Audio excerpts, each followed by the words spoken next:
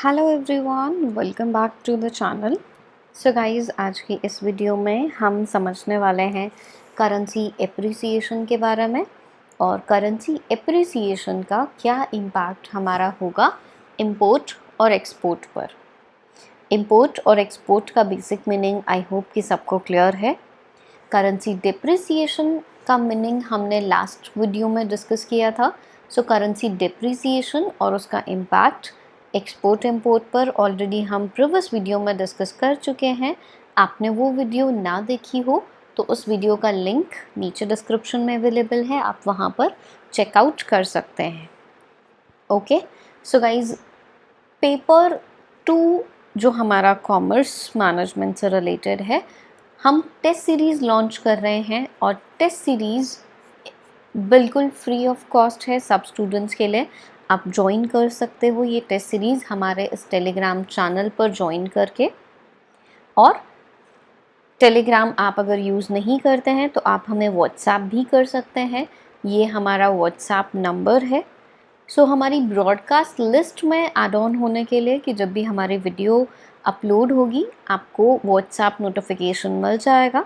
आप हमारे चैनल को भी सब्सक्राइब कर सकते हैं। सो अपकमिंग वीडियोस की नोटिफिकेशन आपको मिलती रहेगी।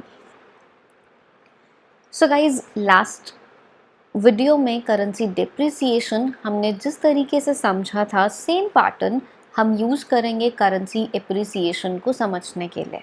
ठीक है, ये पर्टिकुलर पर्सन का नेम है सैम और ये है इंडिया का। ठीक है, उसको चॉकलेट, पहले एग्जाम्पल में हम लेते हैं, चॉकलेट बाय करनी है, चॉकलेट इंपोर्ट करनी है ऑस्ट्रेलिया से, राइट। तो हम कहें कि $1 अगर हमारा 50 रुपीज़ का है और वो 6 चॉकलेट बाय करता है तो इसका मतलब 300 रुपीज़ सैम पे करेगा। और हम कहें कि $1 अगर 40 रुपीज़ का हो जाता है तो अब 6 चॉकलेट बाय करने के लिए सैम को 240 रुपीज़ पे करने पड़ेंगे। इट मीन्स कि चॉकलेट सेम है, क्वांटिटी सेम है, अब उतनी ही क्वांटिटी ख़रीदने के लिए हमें कम पैसे देने पड़ रहे हैं। इट मीन्स कि हमारी करेंसी की जो वैल्यू है, हमारी करेंसी की वैल्यू बढ़ गई है। एप्रिशिएट होना मतलब वैल्यू का बढ़ जाना, राइट। कि आप वही चीज़ खरीदने के लिए अब कम पैसे दे रहे हो, इट मीन्स कि अब आपकी करेंसी की वैल्यू बढ़ गई है। सो जब डॉलर 50 से 40 हो जाता है, मतलब कि इस तरीके से होता है, तो हम कंसिडर करेंगे कि हमारी इंडियन रुपी, जो हमारी इंडियन करेंसी है, उनकी वैल्यू इंक्रीज़ हुई है, राइट। सो करेंसी एप्रिसिएशन समझ में आया कि what is the meaning of currency appreciation. अब इनका इम्पैक्ट देखते हैं हम एक्सपोर्ट और इंपोर्ट के ऊपर। इंपोर्ट हम कर रहे थे, पहले हम कहें कि 300 रुपीज़ में हमें 6 चॉकलेट मिल रही थी और अब हमें बेसिकली कहें कि 6 चॉकलेट 240 रुपीज़ में मिल रही हैं। तो अब हमारे लिए इंपोर्ट करना क्या है, चीपर, मतलब सस्ते हो गए हैं इंपोर्ट, कि अब आपको कम पैसे देने पड़ेंगे। तो आप करोगे, ज़्यादा से ज़्यादा कोशिश करोगे ना कि भाई कम पैसे देने पड़ रहे हैं तो हम ज़्यादा से ज़्यादा इंपोर्ट करें। सो ये तो था हमारा इंपोर्ट के ऊपर इम्पैक्ट करेंसी एप्रिसिएशन का, कि हमारे इंपोर्ट्स चीपर हो जाते हैं। दूसरी तरफ हम डिस्कस करें एक्सपोर्ट कॉन्सेप्ट को, तो वो भी हम देख लेते हैं। देखो, अब अगर हम एक्सपोर्ट की जब बात करेंगे, एक्सपोर्ट करना मतलब कि अब सैम ये चॉकलेट को सेल कर रहा है, चॉकलेट को सेल कर रहा है, ऑस्ट्रेलिया को भेज रहा है। पहले उसको 300 रुपये मिलते थे चॉकलेट देने के नाम के, और अब उसको 240 रुपीज़ मिलते हैं चॉकलेट सेल करने के नाम के। तो इट मीन्स उसको कम पैसे मिल रहे हैं, तो वो क्या कहेगा कि भाई एक्सपोर्ट करने में कोई फ़ायदा ही नहीं है इस सिचुएशन में।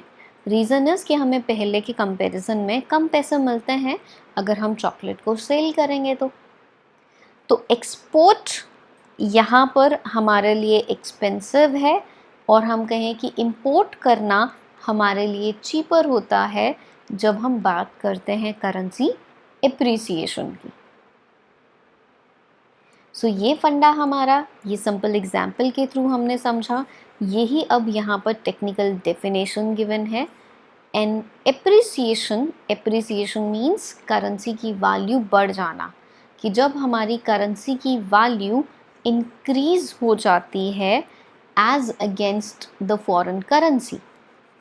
सो एप्रिसिएशन से एक्सपोर्ट हमारे एक्सपेंसिव होंगे और इम्पोर्ट्स हमारे चीपर होंगे। इम्पोर्ट करना मतलब ख़रीदना हमारे लिए अब सस्ता पड़ रहा है, कि पहले लाइक क्या एग्जाम्पल था, पहले 40 रुपीज़ का डॉलर 6 चॉकलेट 240 रुपीज़ में बेसिकली आता था। अब अगर हम कहें कि 30 रुपीज़ का डॉलर हो जाएगा तो अब हमारा 180 रुपीज़ में आएगा, तो हम इसको क्या कहेंगे, चीज़ें खरीदना हमारे लिए अब चीपर है।